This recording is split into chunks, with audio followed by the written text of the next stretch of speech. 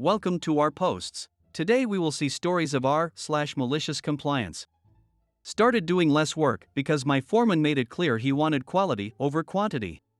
I was working in a metal fabrication shop and we were repairing a bunch of parts that came off the robot. Basically, there was quite a bit of work that went into each part, but there was about 12-inch of weld that the robot couldn't do that we had to do by hand, and they had to pass ultrasonic testing. So I was getting 10 parts done in a shift as well as 120-inch of weld, while the guy I was working with would get 2 parts done and 24-inch of weld. One Friday the foreman comes over and asked the other guy if he wanted to work Saturday but not me. I asked if he could use my help too and he said, no. I'd rather have guys working Saturday that can pass their UTs 100%. I pointed out that not only did I do 5x the work but I passed about 99% of the time. I would fail about 1 inch of weld per 120. And I'd have it repaired and passed before the end of the shift. This still wasn't good enough and basically told me it doesn't matter since I'm still failing. So come Monday I only started completely finishing 2 parts a day and got my passing rate up to 100%. Foreman comes over frantically in the middle of the week trying to find out why my productivity has decreased so dramatically. And I said, sorry boss. I was trying to work on my pass rate. His face got so effing red it was hard to keep a straight face. But I started getting Saturday work after that. Next story. Boss demands foxed activity. My current job is a simple one and nice as it is working from home, receive work to file digitally, upload said documents, repeat. The expected productivity according to my boss is laughably easy achievable by myself, however, others on my team seem to only be able to complete what is expected. Keeping things vague back my compound is large and I prefer to vent safely. Anyways, every day I achieve above average uploads, like I said, it's super easy for me. I don't do too much over the top and generally can complete my whole workload, accurately, within a max of 4 hours every day. This leaves a lot of time to myself. I always stay by my computer however in case my boss or a coworker needs help with other things. Just this past week however, I have been reprimanded for productivity issues. Basically being told I need to be doing something at all times and that the time gaps in no work is unacceptable. This comes after having worked in this fashion for the last 10 months by the way. So, my boss demands that when I am clocked in, my upload records must always show that I have recently done something, and that there cannot be a gap in uploads longer than 10 minutes unless I'm clocked out. Basically demanding I do more work for the same amount of pay. Well, my solution is to set a timer that goes off on my phone every 3.5 minutes telling me to complete one upload. So now I do the exact same amount of work over the course of 8 hours instead of 4. Don't want to pay me more for doing 3x as much work as others? I'm not putting the effort in then. It's silly to think I would. Next story. Did you read my contract? This is not my story, but was related by a friend, we'll name him John. He was an IT contractor for a company. When he got the gig, they initially dangled the contract to employee carrot but never followed through, so after 5 years, he was still a contractor. His contract had provisions for annual increases, overtime, weekend, and holiday rates, on-call, and fixed time off. All was well until he got a new boss, we'll call him Richard. Richard set about marking his territory and crapping on everything. He decided that John was going to become the permanent on-call person. He sends an email to that effect, to which John replies, "Sure, you have read my contract, right?" Richard fires back a not nice email explaining that John wasn't getting out of this, he was on call immediately, and that was that. On-call response time was 30 minutes from notification to being in the office. At the end of the month, John submitted his monthly invoice for 672 hours. 160 hours at regular rate, 80 hours at time and a half, 240 hours at double time, and 192 hours at weekend overtime rate triple time.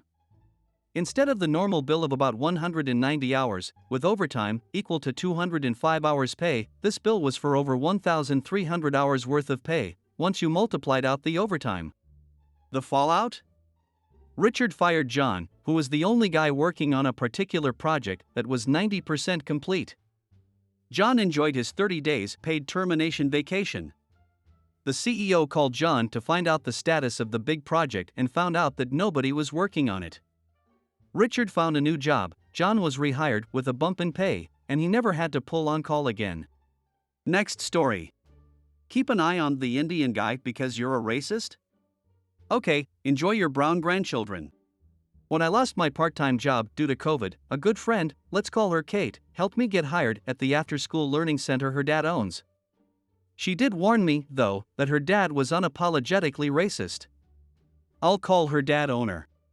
Anyway, owner and manager loved me as an employee. At the 2020 Christmas party hosted at owner's house, I got offered the role of assistant manager. We chatted for a while after, and owner and I briefly bonded over our dislike of corrupt establishment politicians. I just prefer progressives, but I didn't disclose that part. I think he came out of that conversation with the incorrect assumption that I shared his politics and social views, and his racist tendencies immediately got less subtle. In January, manager hired a new employee to fill in for the role I left. The new guy was a very dark-skinned Indian man around my and Kate's age, 24 at the time. On this guy's first day, owner was visiting, he has another job so he only comes in on Mondays. Right before students start arriving, owner pulls me aside and asks me to keep an eye on new employee. I don't remember the exact wording that followed, this is over a year ago, but basically, without saying anything directly, owner implies that he suspected new employee would steal something or do something to the kids. Despite not saying the actual words, his intentions were clear, and it was the most overt racism he'd displayed so far. But, rather than say something in the heat of the moment, I decided to just maliciously comply. I've kept an eye on new employee ever since, watching him to make sure he succeeds. I made sure he had all the support he needed. I shielded him from owner's racism as much as I could. I invited him to grab drinks after work a few times, and we ended up becoming really good friends. And last month when I told owner I had to leave at the end of this year, I knew no one else was interested in my position as assistant director, so I got most of the staff to endorse him as my replacement. I'm now training him to take over for me.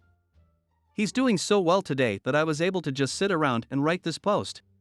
But my favorite part in all of this is that at last year's Christmas party, I introduced new employee to Kate. They clicked like no other couple I've ever seen, and have now been dating for almost a year. New employee proposed to Kate at Thanksgiving and she said yes, and I know they're definitely trying for kids real soon. Owner knows they're engaged, but he didn't come in on Monday like he usually does and we haven't heard from him, so I don't know how he's taking it. Anyway, can't wait for this year's Christmas party. Next story. I walked into an empty pizza restaurant without a reservation. I just moved to Seattle, a relatively busy city. While exploring some local restaurants, I walked into a nice-looking pizza spot in Cap Hill. It didn't look busy at all, so I went in and asked for a table for my wife and brother. The host asked me if I had a reservation and I replied no. He then told me that they wouldn't be able to seat us that evening. A bit surprised, we walked outside and assumed that they were all booked up and we were early.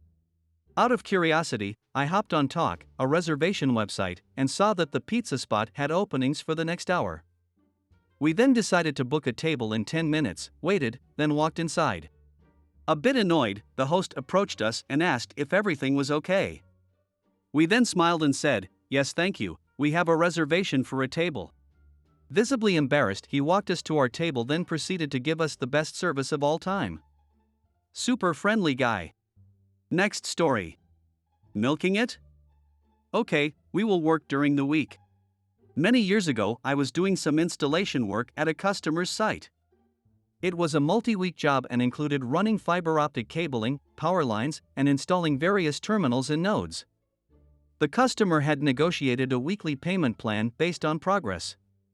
Due to the fact that the site was an operating business, we did everything we could to minimize the disruption. To that end, we worked Wednesday to Sunday and stayed away Monday and Tuesday. At the end of the first week, the finance department contacted the customer to process the first payment. The customer explained that they wouldn't pay and understood now why it costs so much when your staff aren't working during the week and only working at the weekends so they can get double pay. It was fairly common for Saturdays to pay time and a half, and Sundays to pay double time, but only after you had worked a full week. My manager didn't get the chance to explain that we were working our weekends to minimize the impact on her business because she never stopped ranting and raving. So, we stopped working at weekends and instead went back to Monday to Friday. Blocking doors so customers couldn't enter the store, turning off power so we could run and connect cables.